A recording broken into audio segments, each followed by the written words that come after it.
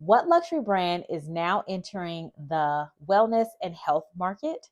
Also, what does social interaction, luxury, and commercial real estate all have in common when they collide in the real world? As well as, can you guess who LVMH's new friend of the house is? Let's go ahead and get started with our fashion news for February. Hey, my name is India, everybody with Bags and Lifestyle. Thank you so much for watching this video. Make sure you hit this like button before you go any further, please. That helps out my video and my channel so much. And let's go ahead and get started. I also like to hear your comments down below if anything interests you, any topics you want me to cover, as well as, you just want to talk. I'm all for that. Okay. Now, first off, we're going to talk about Gucci. Now, if you guys remember who have been part of my channel for a little bit of time, will maybe remember that last year I talked about, no, was it Chloe? No, it was Celine. The other C. You remember that I talked about Celine and how they were entering athleisure lifestyle range where they were making outfits as well as items for Pilates. So they made like a mat. I think they made one of those like balls that you use for Pilates, maybe like a stability ball or whatever they call that. And then I think they did like a not a dumbbell, a kettlebell. That's it. And some other things and clothing.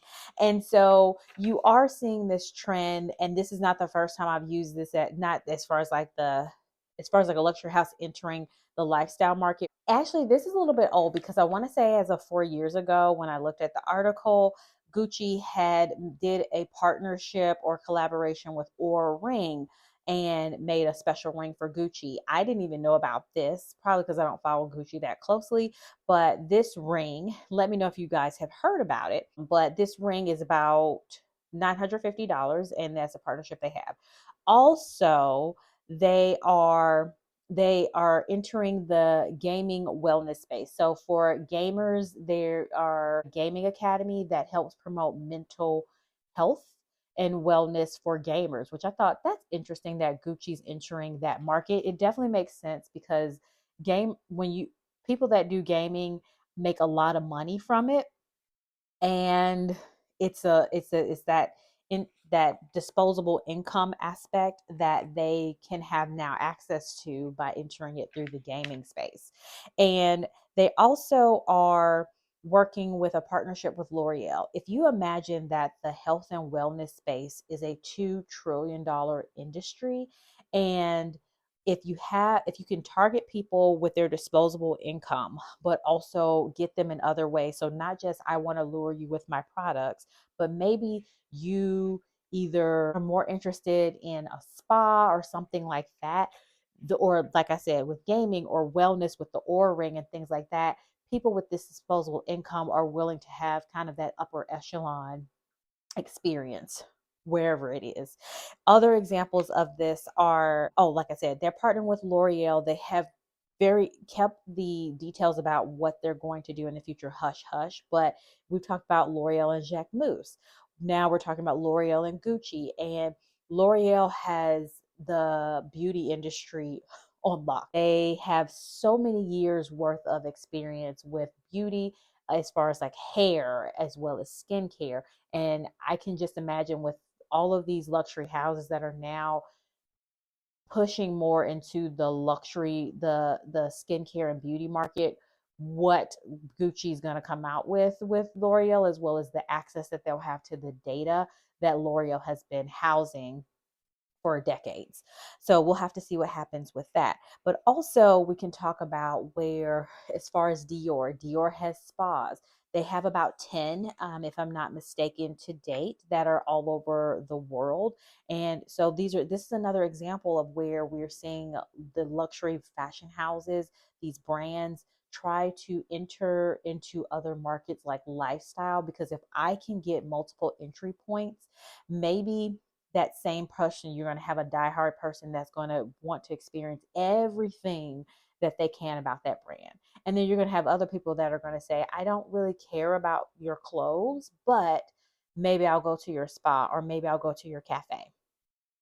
Also, did you know that Golden Goose, here's another example, they have a paddle arena in Milan. That's another one. And then also Kith and Ivy. I'm looking at my notebook. Sorry if I keep looking down, but Kith and Ivy, which I hadn't heard of this brand before, but they are a kind of streetwear brand, and they actually have a members only club in New York City. So you're seeing these integrations between cafes, between spas, between, like I said, the gaming house that Gucci is a part of. Just all of these ways that luxury houses are trying to figure out how do we keep the revenue coming in different ways, which is a great and smart business move, that they're not just relying on products, but they're also trying to dibble and dabble into experiences as well as lifestyle areas. Now, moving on from there, let's segue into this whole where social interaction, luxury, and commercial real estate meet. Now, this is a very early trend. So we'll have to see what happens over the years with this. But according to CNBC, they were talking about the rise of private clubs. They said that they're seeing more evidence that they're taking over more of the commercial real estate. And you can think about malls that are now being abandoned, where you used to have those anchor stores and maybe those anchor stores have moved on. Or you also see in downtown areas, which is so sad to see, but you see these downtown areas and you see so many boarded up buildings and closed areas with just the changes that have happened with, either we're talking about the pandemic that happened, or with more companies that are just saying, you know what, it's cheaper if you stay at home, go work from home. And then you just have this change in the market as well overall, and just all of this happening at the same time, which has been devastating for some downtown areas that would rely on those businesses in the area, would rely on that constant revenue of every week of their workers coming into the city to work. And that definitely has changed. And so now we're seeing this rise in social clubs. Now the difference is, it's not just like social clubs are more like private membership, members only places. And they also mentioned that this has been part of this, what they call the K-shape economy. I'm not a business major, or I was not a business major. So you guys down below, finance, business, let me know what that means. But otherwise, it's part of that economy that CNBC is saying. And then they give examples like, for example, Park House in Dallas. So what we're talking about here is these social clubs where you have people that it's members only, so you have this more exclusive access.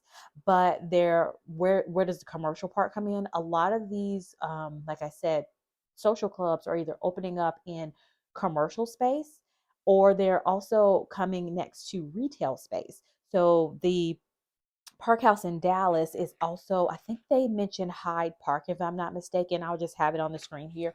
But there's a lot of high end stores where this social club has now opened, which makes sense. You immediately have this interaction between the high end retail space, these people with disposable income, as well as then now they can be part of the social club, which is now touting art experiences as well as fine dining.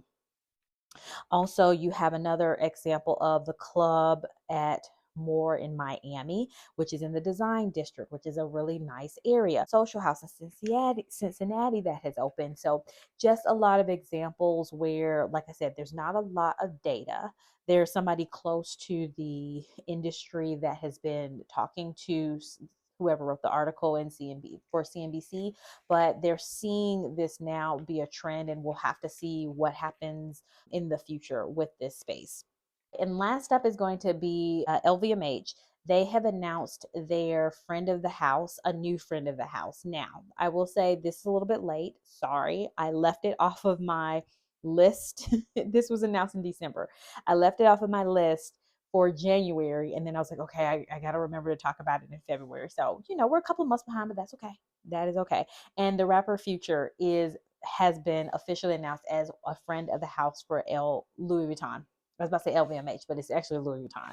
So I saw this and I thought, okay, this is interesting. Like, what does a friend of the house mean? Because I know that we can talk about like brand ambassadors, and I can see those as more of a official duty. Which I did a little bit of googling, so I'm gonna just give y'all some information about this friend of the house business.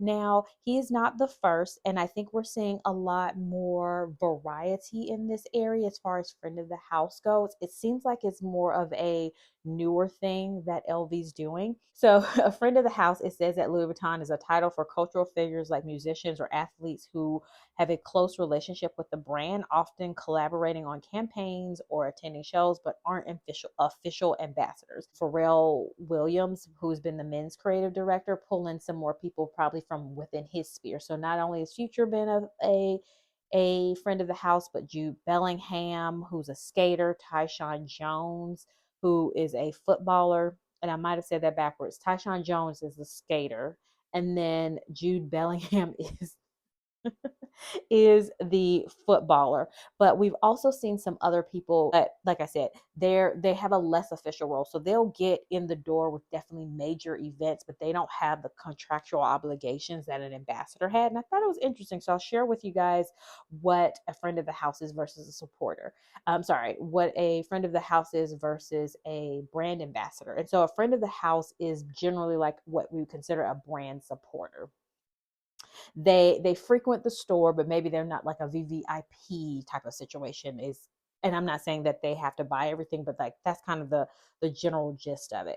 They have an informal relationship where they will wear products, but typically when they're wearing these items, like I said, they're a really good customer. They're organically buying these items, and then the brand takes notice, and as well as like their cultural status and influence, and will invite them to more official things and allow them to be a part of kind of large marketing campaigns, events where they're shown, but they're not the official brand ambassador, where the brand ambassador is paid. Obviously, there's going to be a set of stipulations when you have that, where friend of the house is a little bit more free to do what they want, as far as maybe they can wear, like what they wear, those type of things, whereas a brand ambassador, I anticipate, has a specific amount of time that they are in contract with the house. Like I said, they're also paid, but then also with that, they have to wear a certain amount of things. And I'm sure when they're paid, they're also given these items for free. Maybe the brand of the friend of the house may get gifted some items, but your brand ambassador, I would expect that their full head to toe may be something that is gifted to them, or they're allowed to borrow it. Whereas I think you can see that with the, as far as like them showing up to events, they can show up to events, but they may not be obligated to be there. As far as the friend of the house may be expected, but not obligated, that kind of little fine line. And then maybe they have to pay for some of their clothes, but maybe not all of them, or borrow them, or like whatever the stipulation is there. But as outside of that, it just says that obviously they are, it says friends are often associated with the brand's lifestyle through social media photo tags and event attendance. And then also, friend of the house just may get like a close, or like you're like a plus one for things versus you being the main person in the at the event. I really enjoyed the Louvre Couture exhibit at the Museum of Fine Arts in Houston. As you can see from the map, it was spread out amongst two buildings. I did not get to see everything due to my flight, but I saw enough. I went to the main building that had pretty much 80% of the items, and I'm glad I took that approach. This piece here, I can't remember the designer, but this one looked, it was just beautiful. This one is a beautiful Dior piece that is just captures the room. Tom Brown with the trompe l'oeil effect. It looked like it had pockets, but it didn't. This detailed embroidered Louis Vuitton piece was amazing.